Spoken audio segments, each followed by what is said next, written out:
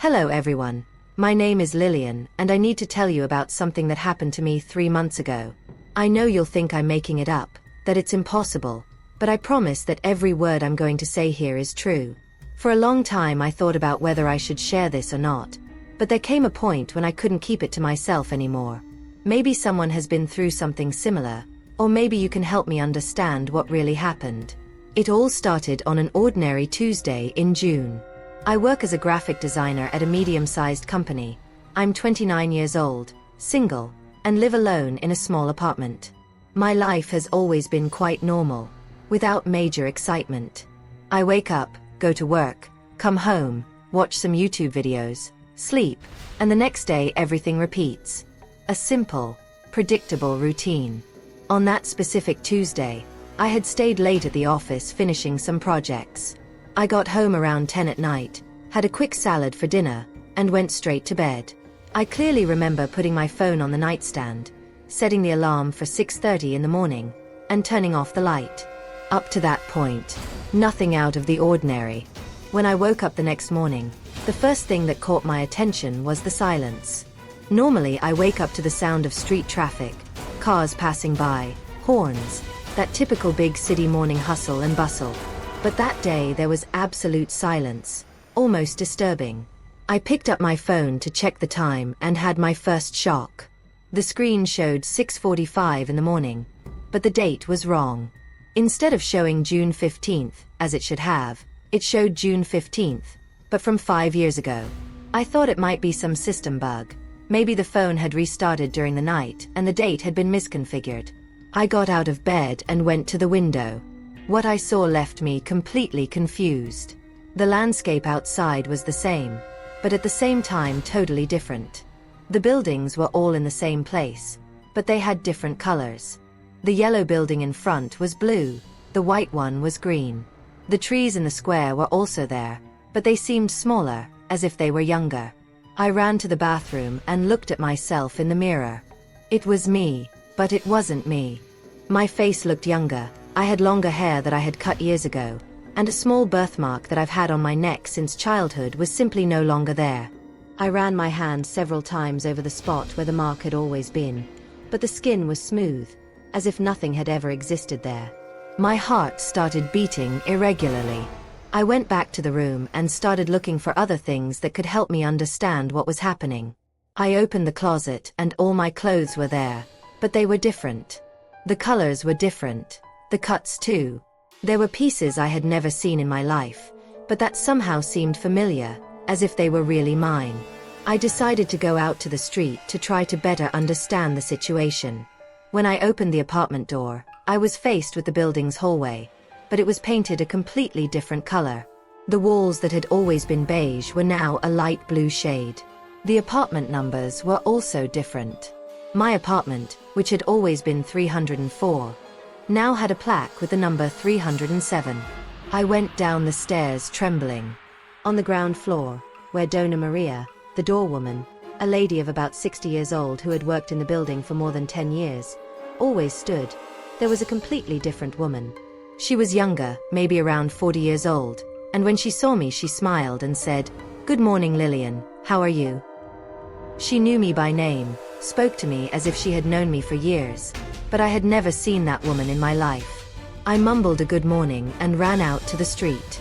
Outside, the world had the same structure, but everything was subtly different. The store signs had names I had never seen. The bakery where I always bought bread was called Golden Bread, instead of Central Bakery. The owner was the same, but he wore glasses, something he had never worn in my reality.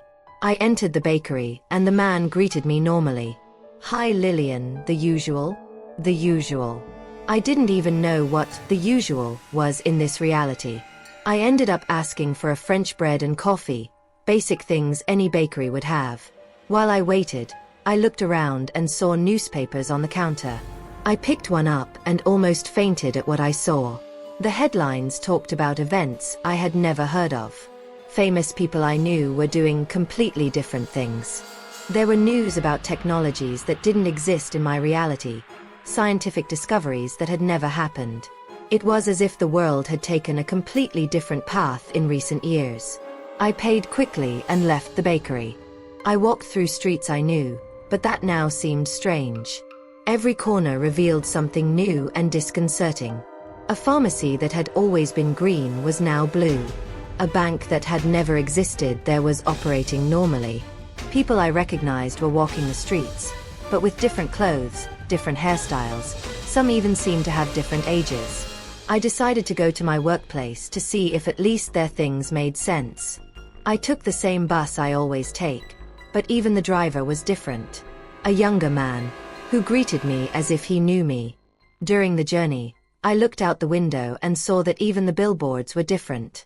Advertisements for products I had never seen, brands that didn't exist in my reality. When I arrived at the company building, my heart sank. The building was the same, but it had a different color and a sign with a name I had never seen. Instead of creative design, where I worked, the sign said visual innovation. I entered the elevator with shaky legs and went to the 5th floor, where my office had always been. The doors opened and I was faced with the same layout, the same desks, but everything slightly different. The wall colors, the arrangement of some furniture, even the pictures on the wall were different. My desk was there, in the same place, with my name on a little plaque, but the objects on top of it were completely different. My boss, Sandra, came up to me smiling. "Lillian, you arrived early today, that's good. We have that important project to finish." What important project? I had no idea what she was talking about. I tried to disguise it and said I needed to look at the files to organize myself better. I turned on the computer and almost had a breakdown. My desktop was full of projects I had never done. Elaborate designs, complex logos, entire campaigns for clients I had never heard of. But the scariest part was that all the files were saved with my name, as if I had really created all of that. I spent the entire day pretending I knew what each project was about. I opened files, analyzed the work, and tried to understand what I had supposedly created. It was surreal. The work was good, had my style, but I didn't remember doing any of it. During lunch, I talked with my co-workers. They were the same people, but they told different stories about their lives. My friend Anna, who had always been single, talked about her husband and her 2 children. My colleague Roberto, who had always been quiet and shy, was extroverted and told jokes all the time. I went home at the end of the day completely mentally exhausted. During the entire journey, I observed every detail around me. The streets were the same, but the details were all wrong. Street signs with slightly different names, stores in places where they had never been, people who seemed familiar but behaved differently. When I got home, I decided to do a test. I called my mother. She answered normally, with the same loving voice as always. We talked for a few minutes and everything seemed normal, until she mentioned something about my brother being promoted at his new job. The problem is, I don't have a brother.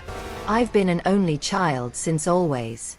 I tried to disguise my surprise and asked about my brother, trying to discover more details. My mother talked about Carlos, apparently my younger brother of 25 years old, who had gotten a promotion at the company where he worked as an engineer. She spoke about him with such affection and naturalness that for a moment I almost believed he really existed. I hung up the phone in shock. How was it possible that in this reality I had a brother who had never existed in my life? I spent the entire night thinking about all the differences I had noticed during the day.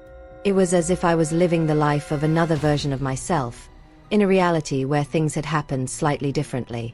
In the following days, I tried to adapt to this new reality. I learned about the projects I had supposedly created, got to know my brother better through conversations with my mother, got used to the small differences in daily life. However strange it was, life continued to function normally. What intrigued me was how I had gotten there. It had been during sleep. Was there something special about that night? I mentally went over every detail of the previous day, trying to find some clue. I remembered that before going to sleep I had watched a documentary about quantum physics and theories about parallel realities. At the time, I found it interesting but purely theoretical. I started researching the subject. I read about scientific theories that talk about multiple universes, about the possibility of infinite versions of reality existing, each with small variations. Some scientists believe that in specific situations, perhaps during sleep or in moments of stress, our consciousness could somehow jump between these realities. However crazy the theory seemed, it was the only explanation I could find for what was happening to me. I had, somehow, woken up in an alternative version of my life, in a reality where I had a brother, where I worked on different projects, where the world had evolved in a slightly different way. The most disturbing thing was that I didn't know if I would ever be able to return to my original reality. What if I stayed trapped there forever? What if the original Lillian from this reality had ended up in my reality and was now going through the same confusion as me? Weeks passed and I adapted. I got to know my brother Carlos better through video calls. He was an incredible person, kind and funny. However strange it was, I began to create a real connection with him. I also delved deeper into work projects and discovered that in this reality I was a much more talented designer than in my original reality. But there was always a constant feeling that I didn't belong there. Small details constantly reminded me that this wasn't my real life. The scar that was no longer on my neck, the clothes in the closet that I had never bought, other people's memories of events I didn't participate in. One night, exactly 2 months after the first event, I decided to do an experiment. I went home, did exactly the same things I had done on that fateful Tuesday. I had something light for dinner, put my phone on the nightstand, set the alarm, and lay down. Before going to sleep, I concentrated intensely on my original reality, trying to visualize every detail of my true life. I woke up the next morning and immediately ran to the mirror. The birthmark was back on my neck. My hands were shaking as I picked up my phone. The date was correct. 2 months after the day everything had started. I ran to the window and saw that the buildings were back to their original colors. I ran down to the lobby and found Donna Maria, the doorwoman I had known for years. She greeted me normally, without strangeness. I went out to the street and everything was as it had always been. The central bakery, the familiar billboards, the familiar people behaving as they always had. At work, I found my original projects, my boss talking about the same clients as always, my colleagues telling the same stories I knew. That night, I called my mother and confirmed that I was still an only child. I had returned to my original reality. But the experience marked me profoundly. For 2 months, I lived a completely different life, met people who don't exist in my reality, created work I never did, had a brother who never existed. The strangest thing is that I miss that other life. I miss Carlos, the more creative work, the version of myself who seemed more fulfilled. Sometimes I wonder if it was all a very vivid dream, but the details were too specific, the emotions too real. Today, 3 months after everything began, I still think about that experience every day. It completely changed my perspective on life, on possibilities, on what we consider real. I began to value the small things in my current reality more, but I also started questioning whether we really know everything about the nature of reality. Sometimes, when I'm about to fall asleep, I wonder if I'll wake up in another different reality. Part of me is afraid, but another part feels immense curiosity. How many versions of me exist out there? How many different lives could I be living? I know many people will think I'm making all this up, that it was just an elaborate dream, or that I'm going through some kind of psychological problem. But I know what I lived through. I know that for 2 months I inhabited a parallel reality, where small decisions from the past had led to a slightly different future. This experience taught me that maybe reality is much more fluid and mysterious than we imagine. Maybe there really are infinite versions of ourselves living different lives in parallel universes. And maybe, under special circumstances, our consciousness can travel between these realities. I don't know if I'll ever fully understand what happened to me. I don't know if I'll be able to repeat the experience or if it was something unique. But I'm certain that it forever changed the way I see the world and the infinite possibilities that may exist beyond our common perception of reality. If anyone watching has been through something similar, please get in touch. I would love to know that I'm not alone in this experience. And if you think I'm crazy, that's okay too. I perfectly understand the disbelief. Until it happened to me, I would have thought it impossible too. What I can say is that since then I've been living each day with more intensity, paying attention to details, valuing the people around me.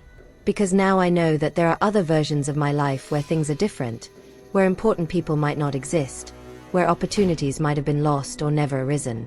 This was my experience with what I believe was a parallel reality.